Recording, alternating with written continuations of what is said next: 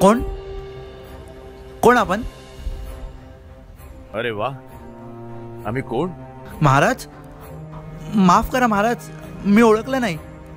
पण मला येते का आणलंय? न आणून कसं चालणार? आई भवानीचा आशीर्वाद आणि जिजाऊचा लढाऊ बाणा घेऊन धारोष्ण रक्त वाहून आम्ही स्वराज्याची स्थापना केली. तो हा दिवस पाहण्यासाठी? तुम्हाला मराठी असल्याची लाज वाटते हे ऐकण्यासाठी? अहो काय करणार महाराज, या सोशल मीडियाच्या दुनियात तुम्ही असायला हवे होते. इथे फक्त शब्दांनी रणांगण पेटतं, पण प्रत्यक्षात मराठी माणूस मागे पडतोय.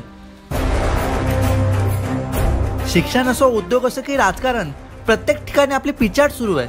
आई बहिणींवरचे अत्याचार वाढत चाललेत. न्याय मिळवण्यासाठी कोणावर भरोसा ठेवायचा हेच करणं असं झालंय. लहानपणापासून शिकवलंय की स्वराज्य आम्हाला जन्मसिद्ध हक्क आहे, पण आज आपल्याच हक्कांसाठी आपल्याला लढावं लागतंय. महाराज, मराठी माणसाने नेमकं करायचं तरी काय? मराठी माणसालाच मान नाही, कारण तुम्ही ती स्थिती स्वतःवर ओढावून घेतलीत. माफ करा महाराज, क्षमा असावी. जागे व्हा आणि पुन्हा आपल्या धमण्यात खेळवा मर्द मराठ्यांचं सळसळतं रक्त. सर्व क्षेत्रात मराठ्यांचं प्रभुत्व प्रस्थापित करा. उठा आणि म्हणा, वेडात मराठे वीर दौडले साथ नाही एक साथ. आणि मग पुन्हा एकदा गर्वानं म्हणता येईल, दिल्लीचेही तख्त राखतो महाराष्ट्र माझा.